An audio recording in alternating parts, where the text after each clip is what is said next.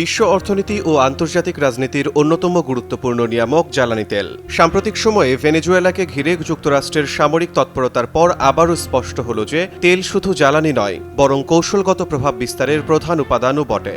যুক্তরাষ্ট্রভিত্তিক well and gas journal এর তথ্য অনুযায়ী বিশ্বের সবচেয়ে বেশি জ্বালানি তেল মজুদ রয়েছে ভেনেজুয়েলায়। তাছাড়া আন্তর্জাতিক গণমাধ্যমেও ভেনেজুয়েলার মার্কিন আগ্রাসনের পেছনে তেলের সম্পর্ক নিয়ে মন্তব্য করেছে বিভিন্ন মহল। ভেনেজুয়েলার মতো বহু দেশের অর্থনীতির চাকায় ঘুরে আন্তর্জাতিক বাজারে তেল বিক্রি করে। আজ জানাবো সর্বাধিক তেলের মজুদ রয়েছে বিশ্বের কোন কোন দেশে।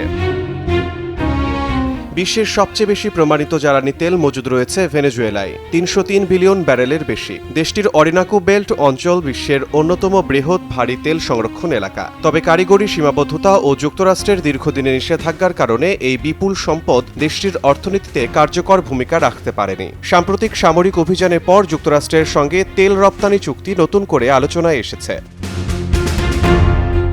২৬৭ বিলিয়ন ব্যারেলের বেশি প্রমাণিত তেল মজুদ নিয়ে সৌদি আরব দ্বিতীয় অবস্থানে রয়েছে। ওপেকের নেতৃত্বদানকারী দেশটি একই সঙ্গে বিশ্বের দ্বিতীয় বৃহত্তম তেল উত্তোলনকারী। হালকা অপরিশোধিত তেলের কারণে সৌদি আরবের তেলের বৈশ্বিক চাহিদা বেশি এবং দেশটির অর্থনীতি মূলত তেল নির্ভর।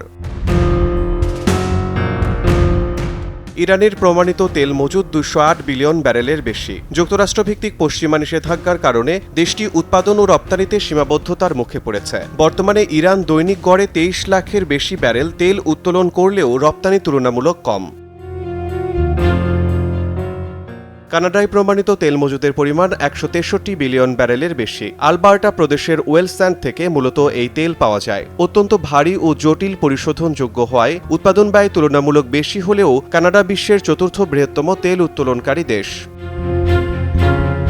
প্রায় ১৪৫ বিলিয়ন ব্যারেলের বেশি তেল মজুদ নিয়ে ইরাক পঞ্চম অবস্থানে রয়েছে। দেশটি দৈনিক গড়ে ৪৪ লাখ ব্যারেল তেল উত্তোলন করে, যার সিংহভাগই রপ্তানি হয়। হালকা ও মাঝারি মানের তেল হওয়ায় ইরাকের তেল বিশ্ববাজারে গ্রহণযোগ্য। সংযুক্ত আরব আমিরাতে প্রমাণিত তেল মজুদ রয়েছে ১১৩ বিলিয়ন ব্যারেলের বেশি। দেশটির অধিকাংশ তেল আসে আবুধাবি অঞ্চল থেকে। আরব আমিরাত দৈনিক গড়ে ৪১ লাখ ব্যারেলের বেশি তেল উত্তোলন করে এবং এর বড় অংশ রপ্তানি করে।